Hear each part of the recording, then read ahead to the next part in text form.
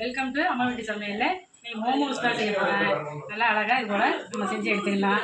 Evening snacks தான் நம்ம குழந்தைங்களுக்கெல்லாம் செஞ்சு கொடுக்கலாம். நல்லா உள்ளாரெல்லாம் இது போல் மசாலா எல்லாம் வச்சு செய்யலாம். மட்டன்லேயும் செய்யலாம், சிக்கன்லேயும் செய்யலாம், வெஜ்லேயும் செய்யலாம். சாஸும் வீட்டில் செஞ்சது தான், நல்லா சூப்பராக இருக்கும். எப்படி செய்கிறதுன்னு வாங்க வீடியோவில் போய் பார்க்கலாம். மோமோஸ் ரெசிபி செய்கிறதுக்கு நான் இந்த கப்புனால 1 கப்பு மைதா எடுத்திருக்கேன். மைதா வேணாம்னா நம்ம கோதுமை மாவுலேயே செஞ்சுக்கலாம், அதுவும் நல்லாயிருக்கும். நான் ஆனால் மைதா எடுத்திருக்கேன். ஒரு 350 கிராம் மைதா எடுத்திருக்கேன். இதை இப்போ தண்ணி விட்டு கொஞ்சமாக உப்பு சேர்த்து பிசைஞ்சிக்கிடுவோம். கொஞ்சமாக உப்பு சேர்த்துக்கிறேன். உப்பு சேர்த்து நல்லா இது போல் கலந்து விட்டுட்டு கொஞ்சமாக தண்ணியை தெளித்து நம்ம பூரி மாவு அந்த மாதிரியெல்லாம் செய்வோம்ல, சப்பாத்தி மாவு அந்த லெவலுக்கு நம்ம பிசைஞ்சிக்க வேண்டியதான்.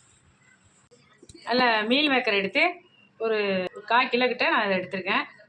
இதை நல்லா சுடு தண்ணியில் அவிச்சு எடுத்துகிட்டு தண்ணியெல்லாம் நல்லா ஒட்டை பிழிஞ்சிட்டு மிக்சி சாரில் போட்டு ஒரு ஓட்டு ஓட்டி எடுத்துக்கலாம். மீல் மேக்கர் சேர்க்காதவங்க இந்த இடத்துல சிக்கனை கூட சேர்த்துக்கலாம். சிக்கனை சேர்த்துக்கலாம், மட்டனை சேர்த்துக்கலாம், எல்லாம் நம்ம விருப்பம்தான். இது நாங்கள் வெஜ்ஜு மோமோஸ் செய்கிறோம், அதனால் நான் இந்த மீல் மேக்கர் எடுத்துருக்கேன். இப்போ அடுப்பு வச்சு வச்சு ஒரு கடாய் எடுத்துக்கிட்டோம். ஒரு 2 ஸ்பூனு ஆயில் விட்டுக்கலாம். அதில் 1 ஸ்பூனு இஞ்சி பூண்டு பேஸ்ட்டு சேர்த்துக்கிறேன். பச்சை மிளகா கட் பண்ணி சேர்த்துக்கிறேன். காரத்துக்கு தகுந்தபடி சேர்த்துக்கலாம். நான் ஒரு 2 பச்சை மிளகா சேர்த்துருக்கேன். இஞ்சி பூண்டு பச்சை வாசனை போகிற அளவுக்கு நல்லா அதை வதக்கிக்கணும். ஒரு 2 நிமிஷம் நல்லா வதக்கணும். புதுசாக கட் பண்ண வெங்காயத்தை சேர்த்துக்கலாம். நான் ஒரு பெரிய பல்லாரி எடுத்து சேர்த்துருக்கேன். இந்த அளவுக்கு புதுசாக கட் பண்ணி இதையும் நல்லா வதக்கிக்கலாம். புதுசாக கட் பண்ண முட்டைக்கோசை சேர்த்துக்கலாம். ஒரு 1/4 கிலோ முட்டைக்கோசை இந்த மாதிரி நல்லா சீவி சேர்த்துக்கலாம். இந்த முட்டைக்கோசுக்கு வெங்காயத்துக்கு தேவையான உப்பு கொஞ்சமாக சேர்த்துக்கலாம். முட்டைக்கோசை நல்லா வதங்கின பிறகு நம்ம மிக்சி சாரில் அடித்த இந்த மீல் மேக்கர் வேக வச்சு மிக்சி சாரில் அடித்து வச்சுருக்கேன். அதையும் இந்த முட்டைக்கோசோட சேர்த்து இதையும் நல்லா வதக்கிக்கலாம். எல்லாம் நல்லா வதங்கின பிறகு கரம் மசாலா சேர்த்துக்கலாம். கொஞ்சமாக சேர்த்துக்கிட்டால் போதும், ஒரு 1/4 ஸ்பூன் அளவுக்கு சேர்த்துக்கிட்டால் போதும். அடுத்தது மட்டன் மசாலா ஒரு 1/2 ஸ்பூனை சேர்த்துக்கலாம். இவ்வளோ மட்டன் மசாலா சேர்க்கும் போது நல்ல ஃப்ளேவர் கிடைக்கும், அதுக்காக தான் அந்த மசாலையெல்லாம் சேர்க்குறேன். ஒரு 1/2 ஸ்பூனு மிளகாத்தூள், காரம் கம்மியாக வேணால் இந்த இடத்துல நம்ம கம்மி பண்ணிக்கலாம். நான் 1/2 ஸ்பூனு சேர்க்குறேன். இப்போ மறுபடியும் எல்லாத்துக்கும் சேர்த்து உப்பு சேர்த்துக்கலாம்.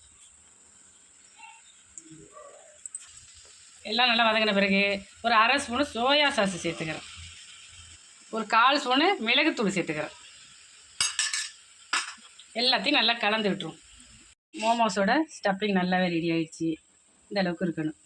இப்போ அடுப்பை ஆஃப் பண்ணி இதை நல்லா ஆற வச்சுருவோம். அடுப்பை ஆஃப் பண்ணிவிட்டேன். மாவு இந்த அளவுக்கு பிசைஞ்சு எடுத்துக்கணும். இப்போ மோமோஸ் செஞ்சிடலாம். இந்த அளவுக்கு உருண்டை சைஸில் மாவு எடுத்துக்கணும். ஒரு சின்ன சின்ன உருண்டையாக உருட்டி எடுத்துக்கணும். நல்லா சப்பாத்தி கட்டையில் வச்சு நல்லா தேய்ச்சிக்கணும்.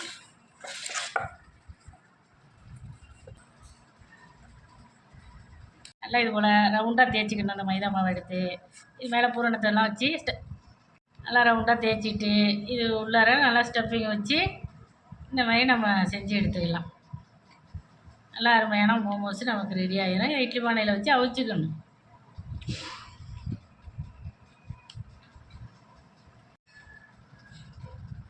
பொறுமையாக அதெல்லாம் செய்யணும்.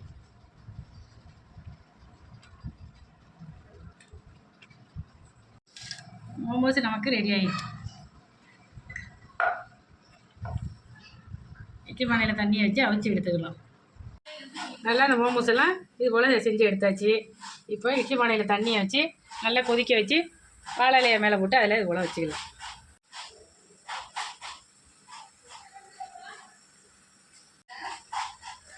நல்லா இது போல் எல்லாத்தையும் வச்சுட்டு ஒரு 10 நிமிஷம் நல்லா வேக வச்சு எடுத்துக்கலாம். நல்லா இட்லி பானை மூடியை போட்டு மூடி மோமோஸுக்கு ஒரு சாஸ் ரெடி பண்ணலாம். இது போல் காஞ்ச மிளகாயும் ஒரு 4 தக்காளி, 5 காஞ்ச மிளகாய் எல்லாத்தையும் நல்லா தண்ணியில் வேக வச்சு தோலெல்லாம் இது போல் எடுத்துகிட்டு ஒரு மிக்சி சாரில் சேர்த்து அடிச்சுக்கலாம். இந்த காஞ்ச மிளகாயும் தக்காளியும் அரைச்சி இது போல் சேர்த்துட்டு நல்லா ஒரு கடாயில் போட்டு கொதிக்க வச்சு கொஞ்சமாக சுகரை சேர்த்துக்கணும். இதை நல்லா கொதிக்க வச்சு எடுத்துட்டோம்னா மோமோஸுக்கு ஒரு ஜாம் ரெடி. வெந்துட்டான்னு பார்த்துடலாம். நல்லா ஒரு 10 நிமிஷம் வேக வச்சுக்கிட்டேன். நல்லா வெந்து போயிடுச்சு. இப்போ அடுப்பை ஆஃப் பண்ணிவிட்டு எடுத்துக்கலாம். இந்த பக்கம் சாஸும் ரெடி பண்ணிட்டேன்.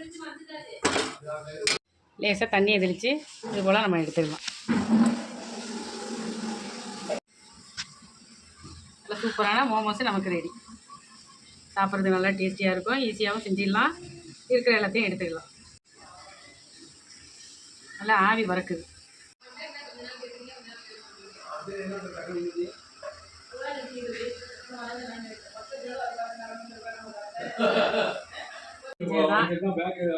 வீடியோல பார்க்கலாம். பாய்.